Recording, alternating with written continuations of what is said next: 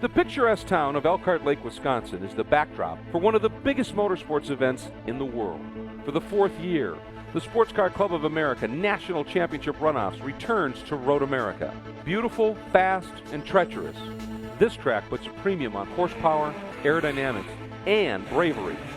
A single mistake can end in disaster, but a single moment of inspiration can turn a contender into a champion. The 49th annual SCCA Runoffs is next on Speedcast TV. We are ready to go racing in H production. Oh, he turned him.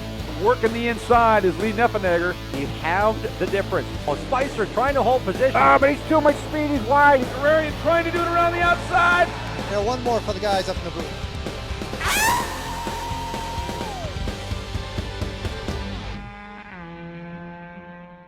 And as the field is heading up to start 13 laps or 40 minutes of national championship competition in the H production category, we are watching for the green flag to fly.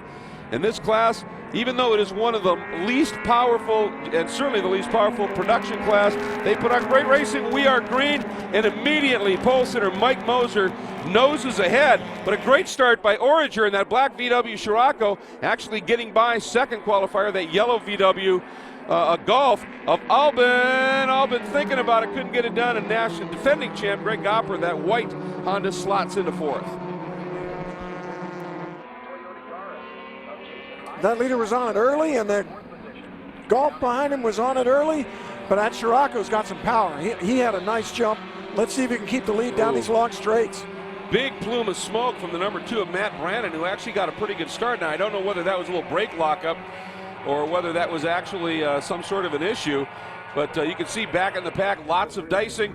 In this class, you find lots of horsepower differences, and so you can see big differences there. But this lead group of 4, notice that they are all front drive cars, and that's been sort of a sea change in H production. You know, it used to be all of the roadsters that really made up this class, the Sprites, the Buckeyes, and everything.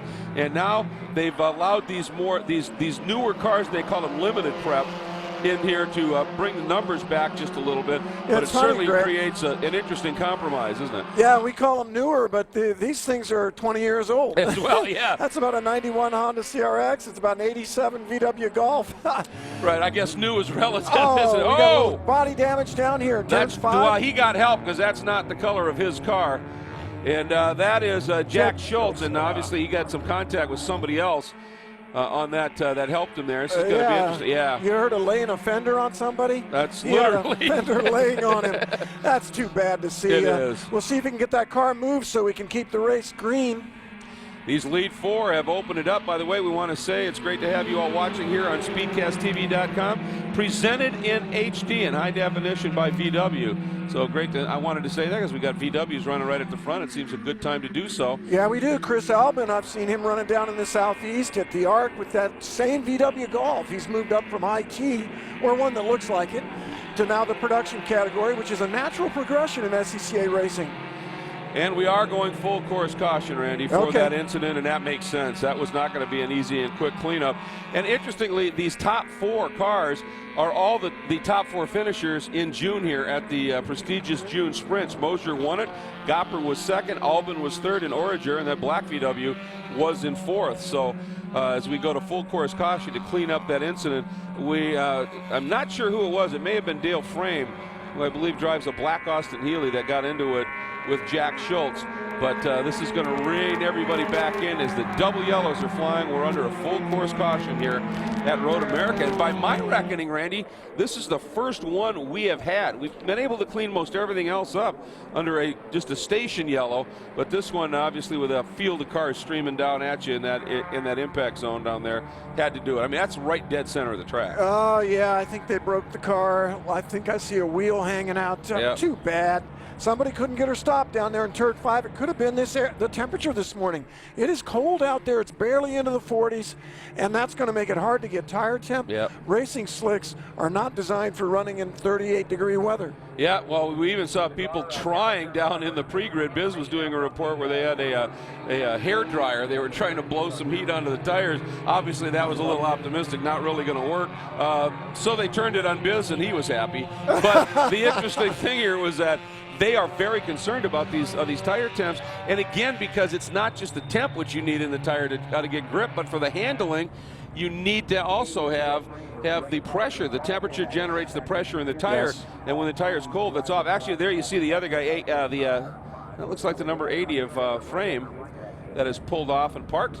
Two of the traditional H production cars. Exactly. Now out of the race. And the ones where the parts are far tougher to find. Yes, but you know what? It's a natural progression also for the SCCA classes to have more and more newer cars. Again, we're talking about cars that are 20, 25 years old, and we're calling them newer because the Bug-Eye Sprite came out in 1959. Yeah, I know. Love it. But yep. This progression is natural, and it's good for the class.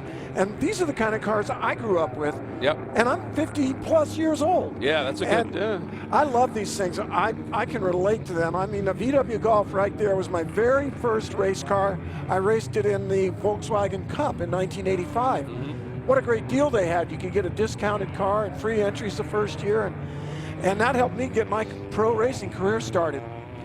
Well, that's the manufacturers, and we have the modern version of that, the MX-5 Cup. I mean, that's yes. The concept.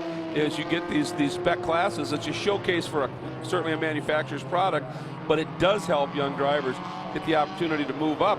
And for a lot of people, you start here in SCCA club competition, and if you're young and you want to have something, to do in racing in terms of a career, you start here, you prove yourself.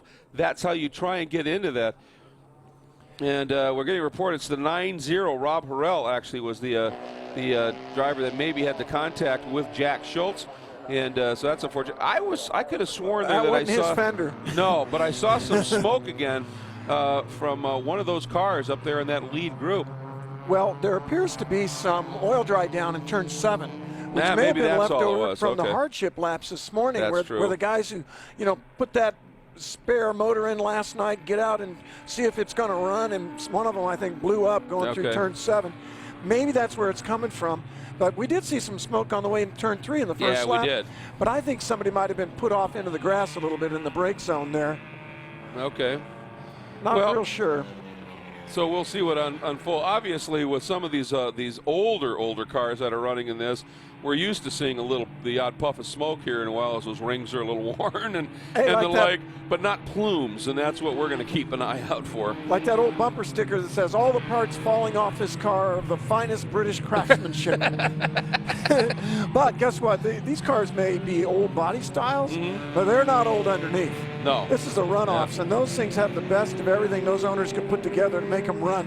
I like seeing those roadsters going down, the Spitfires, the MG, behind a Toyota Yaris, and the Yaris looks like a double-decker bus from downtown. By comparison, it's so tall. Yeah.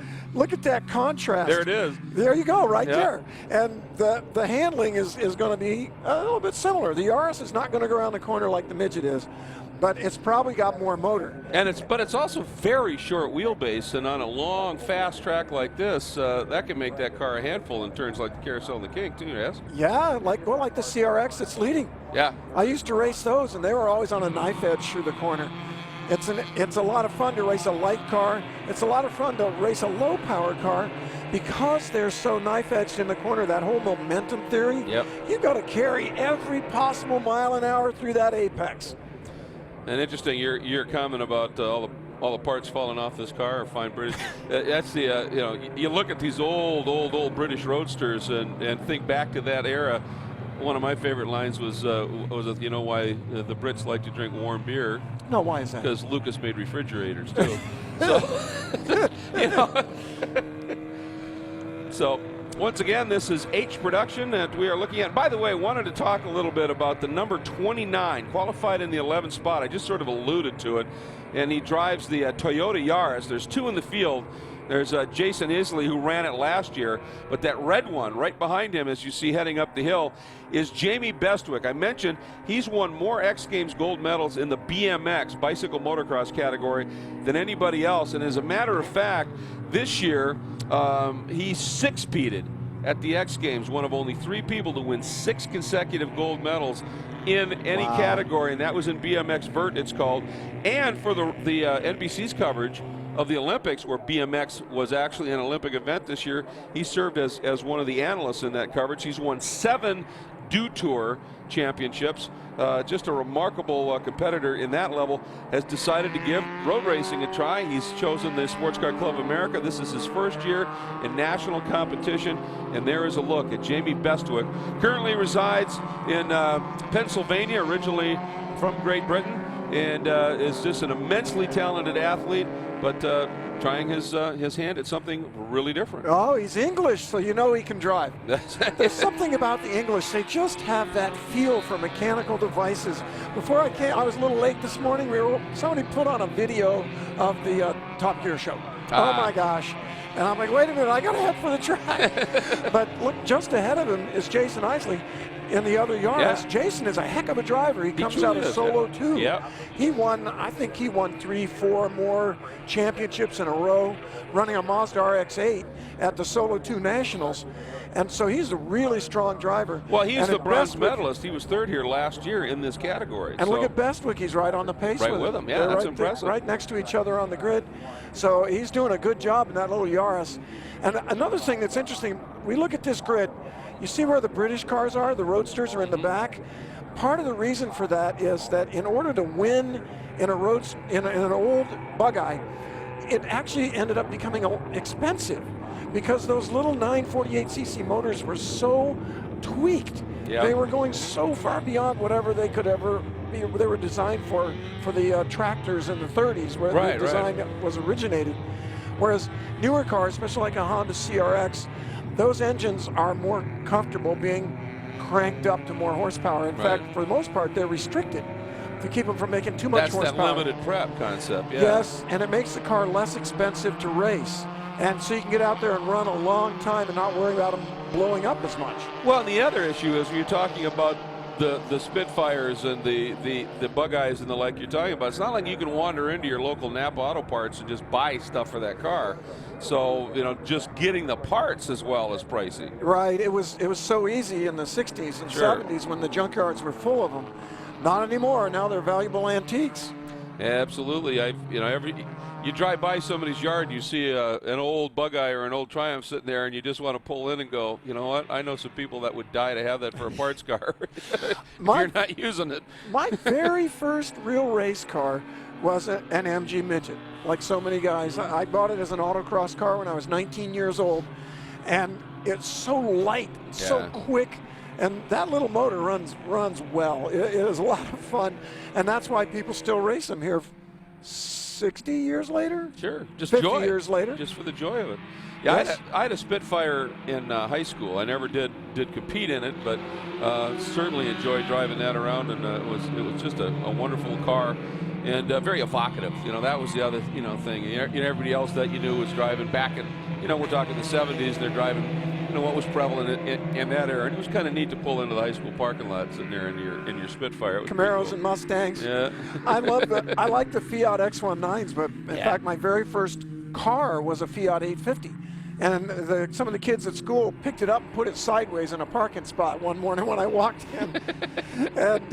But I've always liked the little cars, so I like H production racing. I love seeing these Honda Civics, VW Golf, Toyota Yaris out there, Datsun 510. Those things are such cool cars, and they're mechanically attainable. Right. Anybody can work on them. And now to make a mention, folks, as I said right at the top, these are 13 laps or 40-minute timed events, whichever actually happens first with this long caution. And the lap times that these cars pull out, I mean, pole was a 2-minute 40-second lap. I'm pretty sure we are now into a timed event scenario. So we'll see how this unfolds. Now, starting to see a little bit of pace here. We'll see if that pace car actually makes the move into pit lane or if we have another lap of caution. No, Hooray! We are going green finally to get this one underway again. H Production National Championship, going for the gold, the silver, and the bronze, and bringing them up. The green flag flies. Mosier leads away, but another strong start by Mike Origer in that black Scirocco. He has been absolutely timing these starts to perfection. I'll tell you, Greg, Mike Origer is ready to go, and Moser goes early, and Origer's right with him. He's not getting away, but they leave a little bit of a gap to the pack. Just a bit, and Gopper was under attack there as well for fourth, but was able to fend that one off. So here we go, down into that turn. I think that was Will Trainer that gave him a real good run, and Will up from 10th on the grid and took a shot at fourth on that restart. So Will's had a great start to this race. And Isley slides it under Tim Pitts, takes a little paint with him on the way through, and puts another car between him and Bestwick. First time now again after the restart under the iconic Sargento Bridge here and heading down into turn 5. This downhill braking zone. Mosier getting hounded right now by Orager. Yeah, Orager not able to pull up on him in the draft. So this Civic CRX is running good on the straightaway. They're down through the oil dry in turn 5. I don't see any big problems there. Looks like it was cleaned up properly by the workers. Now Orager, just to let you know, certainly has experience here at Road America. Like I said, had a good run at the June Sprints where he came home in the 4th spot. But this is his first ever runoffs competition, and he is not being psyched at all by the level of competition here. He is going after it. There is Chris Albin, that yellow VW, number 3, sitting in 3rd. Defending champ Gopper right there in 4th. And then Trainer now dropping off just a little bit in 5th. As a matter of fact, Isley got a great run at Trainer coming out of 8th. Yeah, look, it's tightening up a little bit. And these cars are front-wheel drive, so you can watch the film here on TV. And every so often, you're going to see those rear wheels lifting up in the air. It's because they have a whole lot of rear anti-sway bar in them. They're trying to do whatever they can to make the rear work harder because the fronts are trying to do everything all by themselves. They're driving the car and they're steering the car. They're carrying most of the weight. There's a little wheel lift from that Golf. And they're doing more of the stopping as well. I mean, yes, sir. That front end has really worked hard in a competition front-wheel drive car. And that lead group now, there's 6 of them now that have opened it up. As Trainer staying with Gopper and Isley right there as well. Isley, that run to the bronze last year, everybody said, well, yeah, it's a front drive car. It was in the rain. He was going to be strong. Yeah. Well, he's showing right now that Yaris is certainly in his hands pretty competitive in the drive. Yeah, and he's a whole nother generation of car. Yeah, I mean, exactly. that Yaris came out only about 2 or 3 years ago. And H Production is open to all cars. It is not an old car only class. It just had been for a while because it was one of the most historical classes. So that's what people just sort of thought of, the roadsters and the like. But as you pointed out, as parts get a little tougher, expenses, the cars just get stressed to the point you can't rebuild stuff anymore. You have to move with the times, and SCCA has done that, and it has kept this great category alive and obviously very competitive. Yeah, look at Orager. He's able to draft up on that CRX. So he's turning the lap time. It's going to be tough to pass him on the straight. Later in the race, if we see a pass for the lead, probably not going to be on the straight between these guys. And Isley, you can see that Yaris just a little deficient in straight line speed, but and it may be just he's got that massive greenhouse on it with that height. But boy, once he gets into the twisty bits, that even with that high ride, that car handles pretty decently, and he's able to reel him back in. And again, Orager all over the back of Moser. He is tucked in. We might see something here if he gets a little bit of a run. Moser, a little deeper down into 5. And that makes both cars faster. 2 cars are faster than one aerodynamically, so that helps them pull away from the rest of the field. So maybe that's exactly what Orager is doing, is just trying to run with Mosier right now and trying to gap Albin. Everybody knows Albin is an extremely competitive driver, aggressive when he needs to be, and they may have been trying to gap him, and Albin right now having none of that. And it ain't working, is it? Chris is coming right up in that Golf. I think he's getting a little more confident. It just looks like he's getting a little quicker, and he's bringing that Civic with him. Yep, we're over 17 minutes into this, so approaching the halfway point of a timed event. And I'm pretty sure that is exactly the scenario we're in, is now a timed race. And from 6, 7, and 8, that lead group of 4 are able to open it up a little bit. And I think part of it is because Isley got the run and got around Trainer. Yeah, and the H Production is a hot rod class. These cars are all modified stock type cars. So it's so cool to take it into your garage, work on that engine, go for that power. Just saw Trainer in that silver VW just dancing through the cake. On the ragged edge. Yeah, absolutely. Trying to make the rear work. Oh, look at that. He got a run. It paid off. Oh, he's thinking about downside. I don't know if he's going to quite get it done. Nope, Isley. Well, did he? No, Isley was able to cover it. He didn't make it. And that's now slowed them both down again and let that lead group of 4 actually build a little more margin. Yep, they're running in line. Scirocco getting out in the mirrors. Mike and Mike up front. That's right. And there is your defending champ, Greg Gopper. Okay, now Albin's on the tail of Orager here. Let's see if he can draft up on this long uphill straight heading for turn 1. Well, especially if Orager gets close enough and makes a little move on Mosier, you get that double pull from those 2 cars side by side. But yes. he's not doing that, and as a result, both of them now are able to gap Albin just a little bit again, certainly enough that he's not going to be able to do much heading into one. Well, I'm seeing Orager waiting. Yeah. He had a run on Moser up front. He got right up on his bumper, lifted, and stayed there, trying to, again, pull out and make it a two-car race.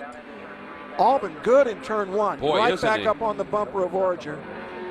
Yeah, I think we're seeing some very impressive patience by Orager, but he ran back a little bit, didn't get through one as well, and Albin incredibly close as this lead group of 4, covered by the proverbial blanket, making their way down into turn 5 here at Road America. Ooh, Gopper thinking about making a move here on Albin. Albin got backed up a little bit, and Gopper able to get the run. And the defending champion down the inside comes back in to take his spot to get the turn in. Nicely done by your defending champ Gopper, and Albin running way wide. Albin's going for everything he can in the corners because he's got a little less on the straight. He's just not running as strong.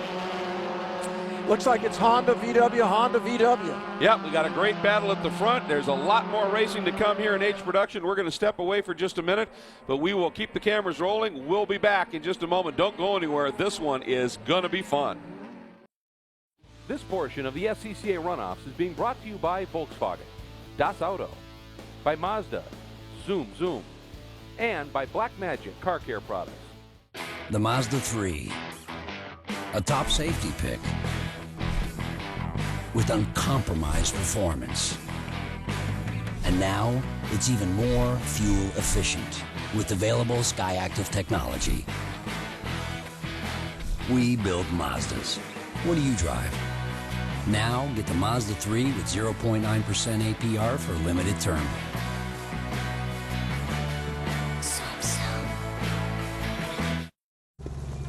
Need help? Yeah. Well, my ride's been losing power and gas mileage, and I've been thinking about grabbing...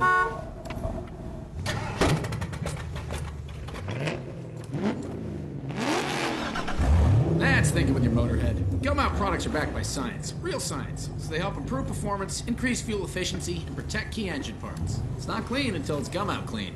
Bring it in. Think with your motorhead. Choose Gum-Out, available at these fine retailers.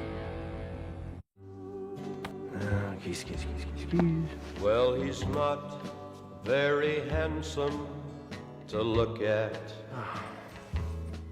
Oh, he's shaggy and he eats like a hog. The Volkswagen Jetta, available with advanced keyless technology. Control everything from your pocket, purse, or wherever.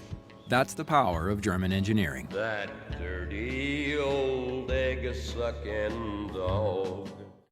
Welcome back to our coverage of H Production at the 49th annual running of the Sports Car Club of America's National Championship Runoffs here at America's National Park of Speed, Road America. And this HP or H Production battle, as they call it, has been furious as Albin get a little wiggle. And we saw Gopper make the pass on Albin as we went to break. And this battle in front of them has been just as fierce. Moser able to hang on in front of Orager. Orager stuck his nose underneath, took the lead briefly, and Moser able to come right back. But Randy, we're seeing now these guys really starting to push.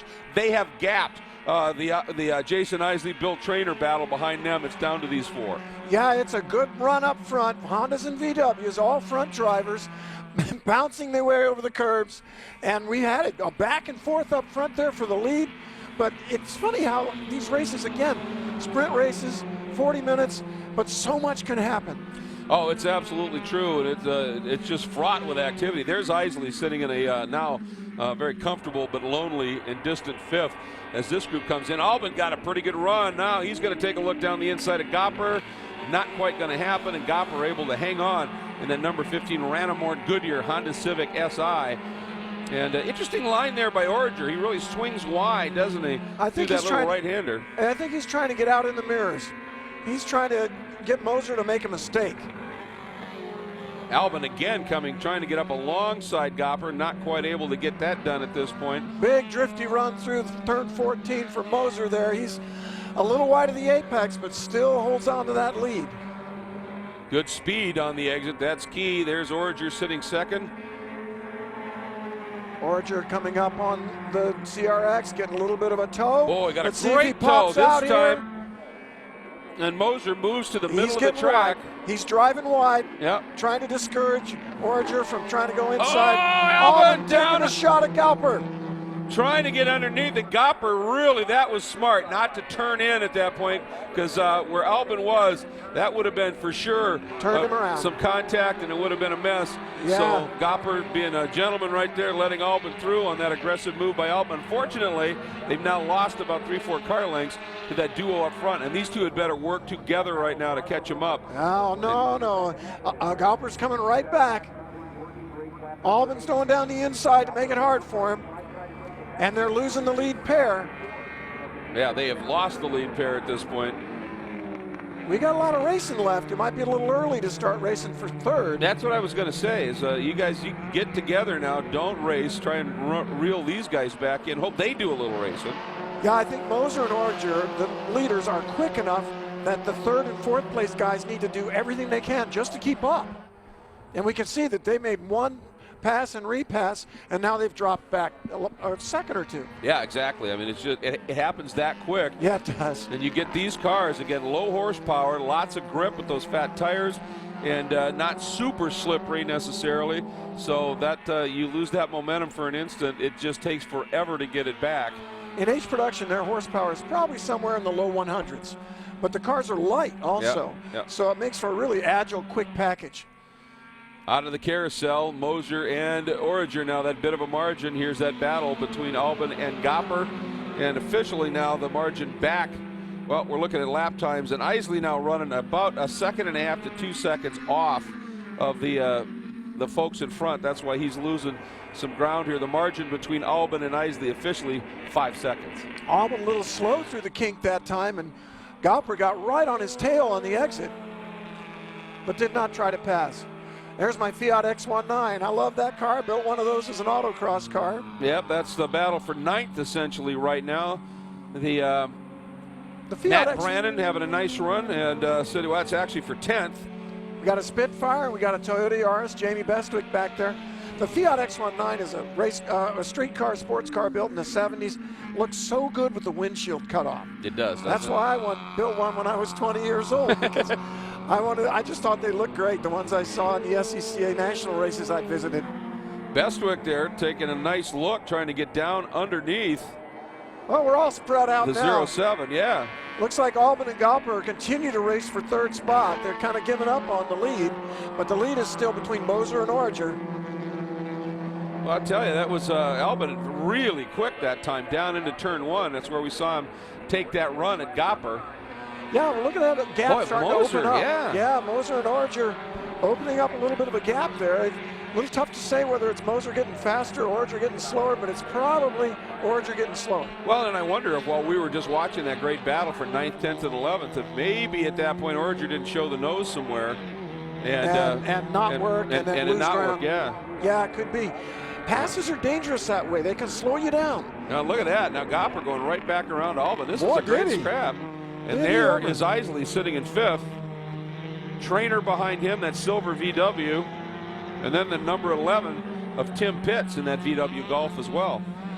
Trainer Scirocco there, that's about an 82, 83 Scirocco body. He's got a funky shape to the hood at high speed. I think it's bowing up. He needs one more hood pin maybe, or maybe he bumped somebody. Realign the nose a little bit. I don't know. That certainly has potential here at the Runoffs. That little CRX that's leading is about an 88 to 91 body style car. Very aerodynamic. And in Road Atlanta, that can be an advantage. Yeah, absolutely. And I'll tell you, one of the funnest cars when it came out. It obviously didn't have a lot of power, but boy, there weren't a lot of cars that were more fun to drive. And talk about a great autocrosser. The CRX was phenomenal. like a car that had 3 cups of coffee that morning. It was wide awake. That little engine stock, it just revved so quick. It just made all the other engines seem like they were asleep. All right, you can see some lap traffic. One of the bug eyes, a little bit off the pace, doing a nice job through that section of track so fast, through the kink and the like, and it is never really straight. and he did a great job coming through and just staying way offline. And here comes Bestwick coming after the 07 of Andrew Wright. Look at the difference in the size of those cars. That's just... Of course, for the Yaris, a lot of that is just simply the greenhouse. Exactly. The important parts are down low. So, but it is an interesting look, isn't it? This is the battle for 9th. That is Brandon 9th in that Fiat, then Andrew Wright in the Triumph, and then right behind him, Bestwick in the Yaris. Well, I'll tell you what, the Yaris is not getting much of a draft off that Triumph. It's only keeping the bugs off the grill. Look at this move, though. Nice. Right down the inside, Jamie. Way to go. Nicely done. See now whether Wright is able to do an over-under, and he cannot get it. Whoa, he wanted it. He wants it. But not now. Talk about getting a draft, though. Yeah, yeah. It'll be interesting to see on the straight. I don't know, there might be so much air coming underneath the Yaris that the draft doesn't work for the Spitfire. Well, that's a good point, too. Those little British cars just look so racy. They do. They're just a great look for that era. Yeah, they are cool. Boy, Gopper now, once he got around, this time got around Albin, has been able to drop Albin just a little bit. Yeah, he has. Now remember, these H production engines are racing engines. Yep. A lot of times tuned and assembled and built by these guys themselves. Oh yeah, the Spitfire's gotten back ahead of Bestwick there. Yeah. The interesting thing now up front is going to see whether Gopper can put together a run and close down on Orager in that battle for second right now. Last lap times, Gopper turned a 241.7 to Orager's 242 flat. But the problem is Mike Moser turned a 241.1, and that's why he is now gapped Orager and started to draw away just a little bit. Yeah, Galper may be able to reel in Orager. I like that X19. That's a mid-engine car. It's really the ideal setup. The Spitfire is a front-engine rear drive, and then the Yaris is a front-engine front drive. 3 totally different drivetrains there in H production, all running similar lap times. Spitfire's going for that X19. Boy, he is. Andrew Wright taking a look at Brandon, but Brandon covers it down into 5.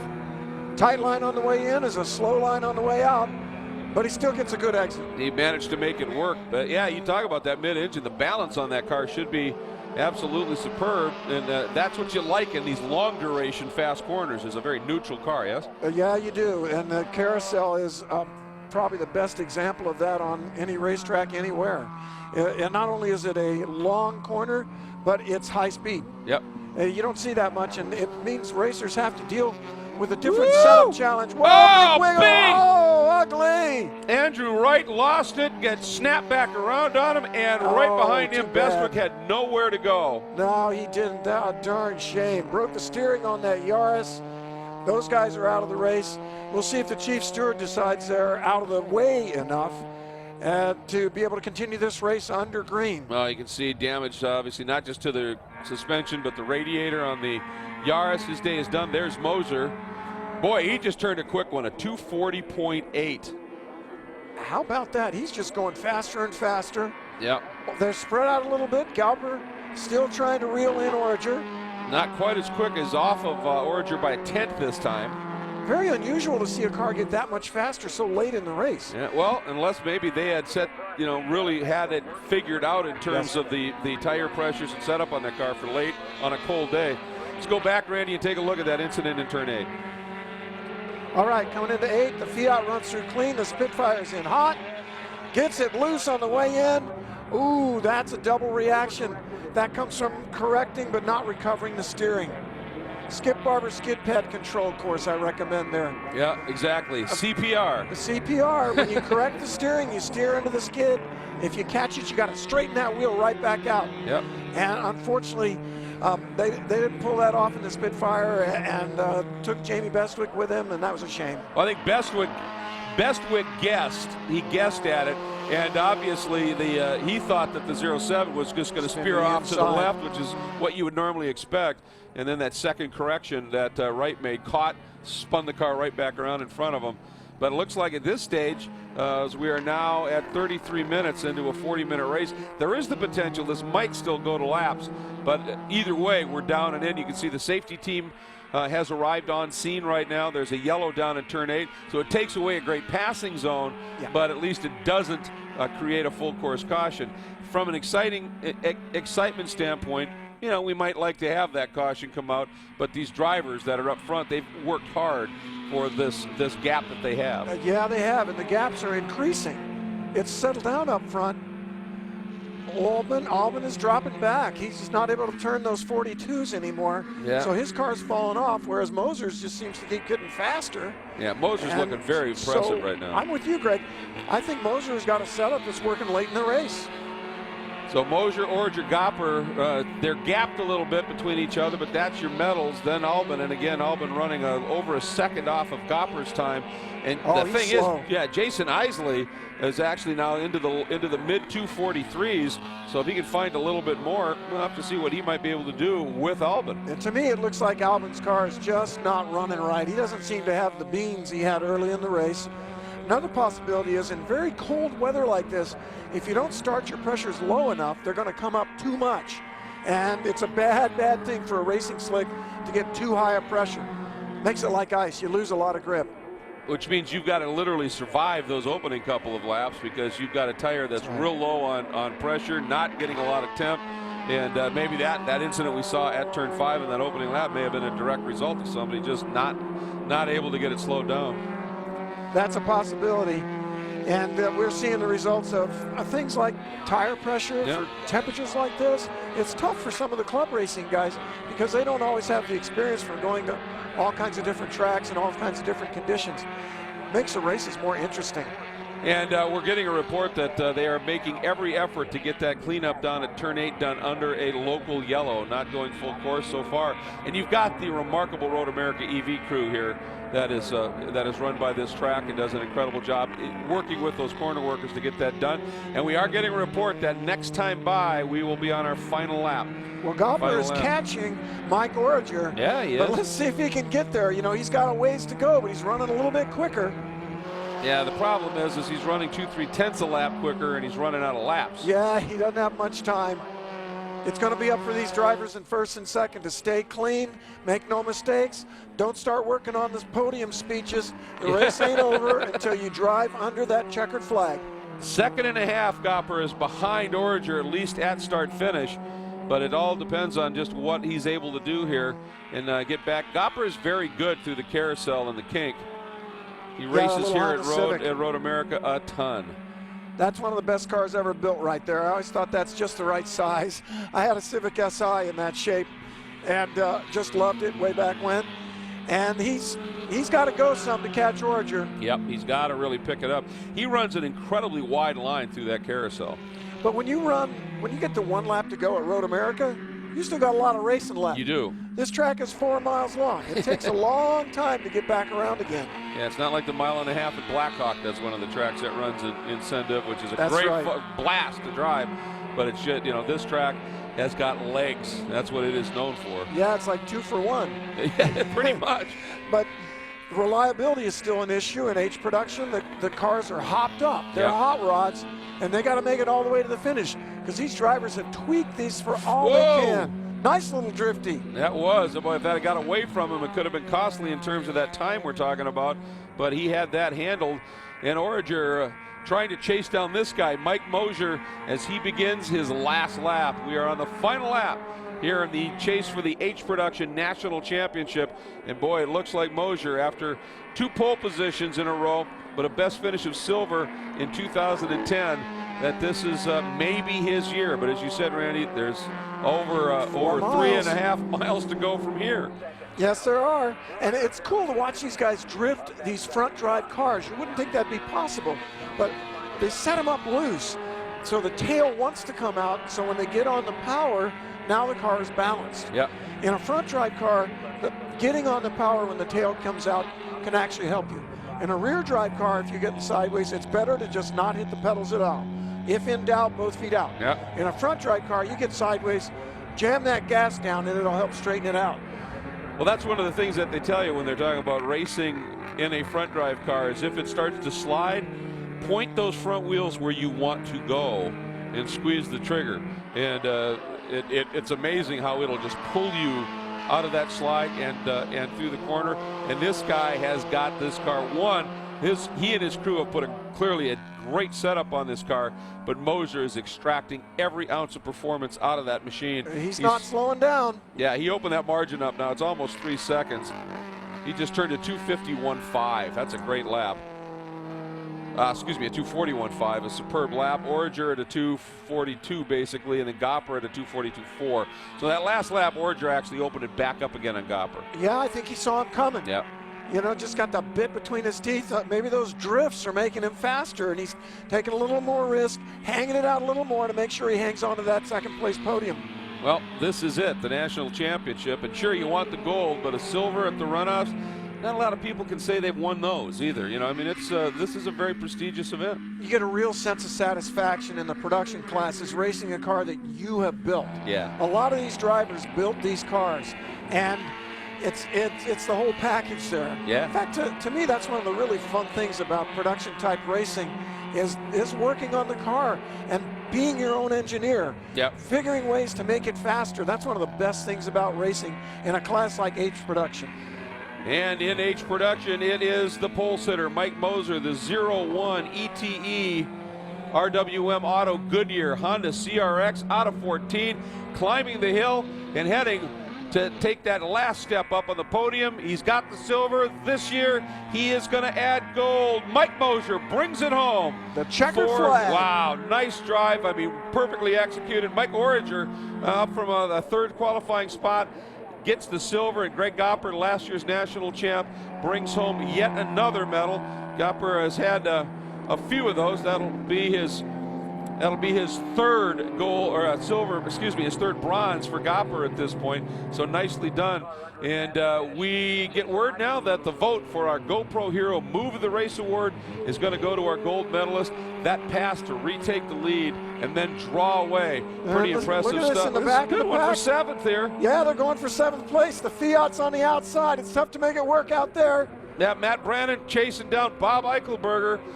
This is going to be the run. See what happens as they head up the hill. Eichelberger forcing him to the outside. Oh, a little loose by now we're heading Eichelberger. up the hill. See if we can get a little toe and beat him to the flag.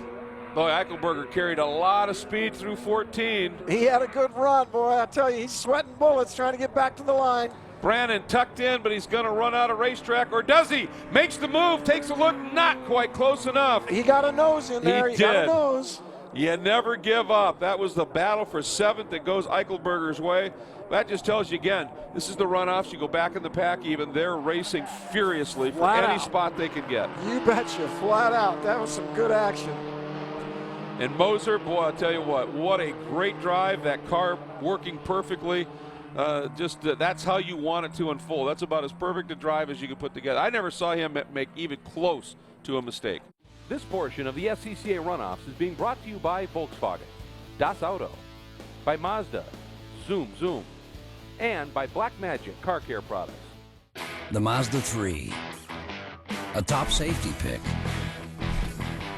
with uncompromised performance. And now it's even more fuel efficient with available SkyActiv technology. We build Mazdas. What do you drive? Now get the Mazda 3 with 0.9% APR for a limited term.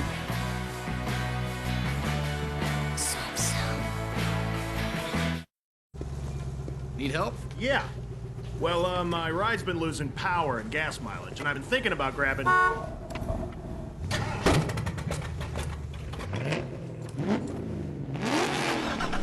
That's thinking with your motorhead. Gum Out products are backed by science, real science, so they help improve performance, increase fuel efficiency, and protect key engine parts. It's not clean until it's Gum Out clean. Bring it in. Think with your motorhead. Choose Gum Out, available at these fine retailers. Well, he's not very handsome to look at. Oh, he's shaggy and he eats like a hog. The Volkswagen Jetta, available with advanced keyless technology. Control everything from your pocket, purse, or wherever. That's the power of German engineering. That dirty old egg-sucking dog. And they have made that move down into pit lane, coming up underneath the Chevy bridge here, and pulling up at just a Yeah, you look at these drivers, obviously had a great year. And let's give a bit of a shout out to Mike Origer. As we talked about, had a good run here at the June Sprints. He's from Barrington, Illinois. Local boy. 4 starts this year. Didn't win anything. Had 2 top 3s, 2 podiums, and ended up 5th in the Central Division points, and is a Runoffs rookie. And for him to come home and bring a silver medal home, that's not bad. Nice job for a new guy.